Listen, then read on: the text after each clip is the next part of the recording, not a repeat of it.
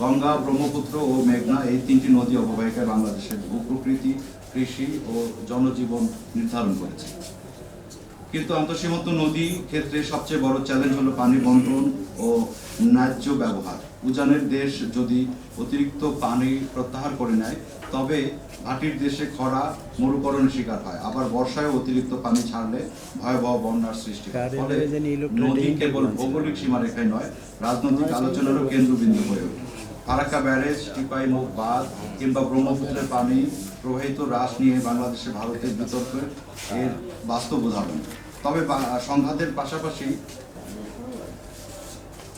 সহযোগিতার সুযোগও রয়েছে। দক্ষিণ এশিয়ায় নদীকে কেন্দ্র করে আঞ্চলিক সহযোগিতা হলে খাদ্য নিরাপত্তা, বিদ্যুৎ উৎপাদন, জীববৈচিত্র্য সংরক্ষণ ও জলবায়ু পরিবর্তন মোকাবেলায় সমন্বিত অগ্রগতি সম্ভব। নদী সংস্কৃতি মানুষের জীবনধারা ও পরিচয়ের অংশ। নদী শুধু ভৌত জলধারা নয়, বরং মানুষের সংস্কৃতি ও পরিচয়ের ধারক। বাংলাদেশে নদী কেন্দ্রিক গান, কবিতা, চিত্রকলা, উৎসব, লোকজ জীবন গড়ে উঠেছে। ভাটিয়ালি গান, মঙ্গল কাব্য, জসিমউদ্দিনের কবিতা কিংবা জয়নুল আবেদিনের ছবি সেই নদীর সঙ্গে অঙ্গাঙ্গিভাবে জড়িত। প্রতিদিনের জীবনে নদী মানুষের খাদ্য ও অর্থনীতির ভিত্তি। জেলের জাল, মাঝিদের নৌকা, ঘাটের হাট, নৌযাত্রা, ঈদযাত্রা কিংবা বর্ষার ভাটিয়ালি সবই নদীমাতৃক সংস্কৃতির প্রতিচ্ছবি।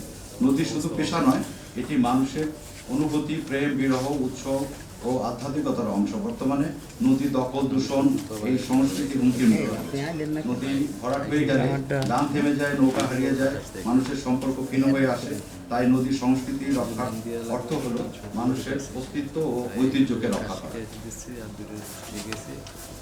2005 সালে বিশ্ব নদী দিবস উপলক্ষে আন্তঃসীমান্ত নদী ও নদী সংস্কৃতি এই দুই দিক বিশেষভাবে গুরুত্ব বহন করে।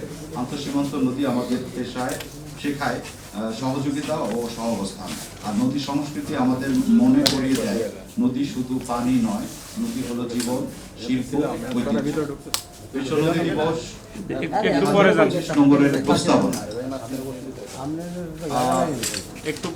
23 মে জাতীয় নদী দিবস ঘোষণা।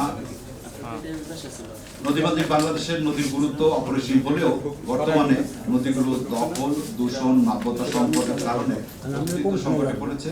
তাই নদীগুলোকে রক্ষা করতে জাতীয় নদী দিবস ঘোষণা করা এবং নদী সম্পদ মন্ত্রণালয় গঠন করা অত্যন্ত জরুরি। 23 মে জাতীয় নদী দিবস ঘোষণা করার কারণ হলো নৌপথে যানবাহনের নিরাপত্তা নিশ্চিত করা এবং নদী রক্ষায় জনসচেতনতা বৃদ্ধি করা, একটি সাধারণ মানুষকে নদীর প্রতি শ্রদ্ধাশীল হতে এবং এর সুরক্ষা নিশ্চিত করতে অনুপ্রাণিত করতে।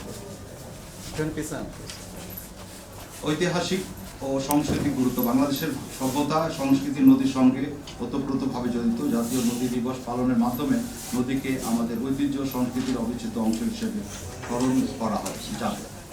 সচেতনতা সৃষ্টি। এই নদী দিবসের মাধ্যমে নদী দখল, দূষণ এবং অপরিকল্পিত স্থাপনার বিরুদ্ধে ব্যাপক গণসচেতনতা তৈরি হবে। এটি মানুষকে নদী সুরক্ষায় সক্রিয়ভাবে অংশ নিতে উৎসাহিত করবে। নদীকে জীবন্ত সত্তা হিসেবে স্বীকৃতি। বাংলাদেশের উচ্চ আদালত দেশের নদ নদীকে জীবন্ত সত্তা হিসেবে স্বীকৃতি দিয়েছে। জাতীয় নদী দিবস এই আইনি স্বীকৃতির তাৎপর্য তুলে ধরবে এবং মানুষের মনে এই সত্তার প্রতি দায়িত্ববোধ জাগিয়ে তুলবে।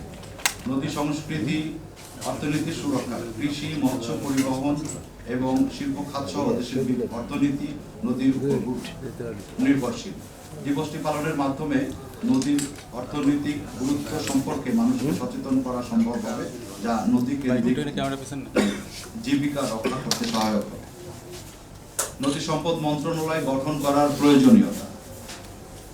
নদীগুলোকে কার্যকরভাবে সুরক্ষা এবং ব্যবস্থাপনার জন্য একটি স্বতন্ত্র মন্ত্রণালয় প্রয়োজন, কারণ বর্তমানে নদীর কাজ বিভিন্ন মন্ত্রণালয় এবং সংস্থায় বিভক্ত।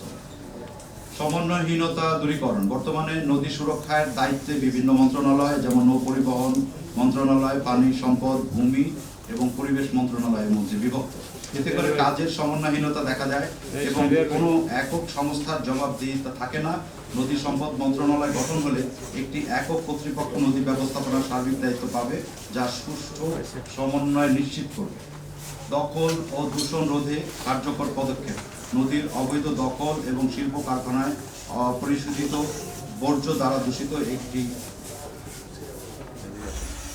গুরুতর সমস্যা। এটি স্বতন্ত্র মন্ত্রণালয় থাকলে সমস্যার বিরুদ্ধে দ্রুত ও কঠোর ব্যবস্থা নেওয়া সহজ।